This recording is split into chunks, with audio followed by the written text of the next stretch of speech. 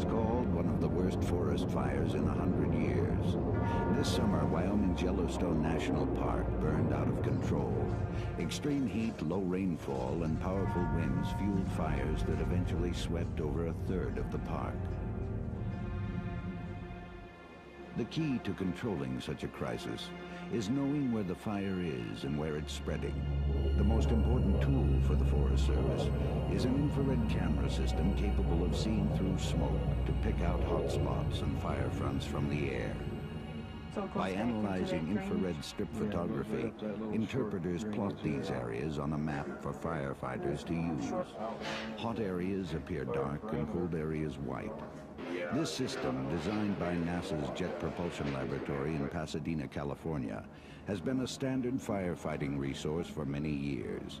In the near future, JPL will design a new system with the Forest Service that locates fires, transmits the information to a portable ground station, and automatically plots them on a map, all within minutes. Studies made at NASA's Ames Research Center in Mountain View, California, have also resulted in major breakthroughs in forest fire remote sensing. Learning of these advances, the National Park and Forest Service turned to NASA for help during the Yellowstone emergency. Ames agreed to fly 2 of its aerial observatories over the park. Both give a big picture view of conditions in a short amount of time. Firefighting strategists aboard NASA's C-130 at low altitudes made on-the-spot evaluations. NASA's other observatory, the ER-2, flies in near space.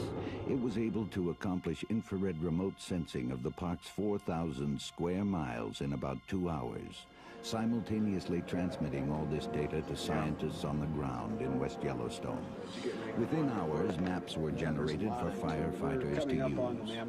Although these systems were only flown a few times over Yellowstone, the technology proved it could help. NASA Ames data analyst Jeff Myers. I think our first flight on September 2nd, we found 6 or 7 large fires in remote areas that they were not aware of.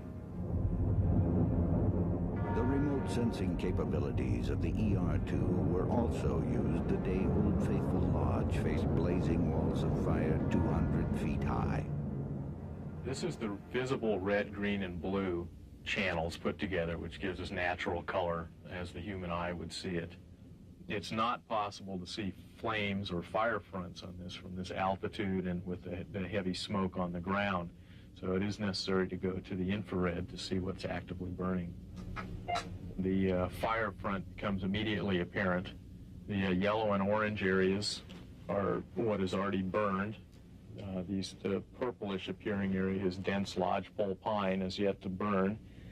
You can see how the fire has been carried by the wind direction through these 2 corridors on either side of the Old Faithful community.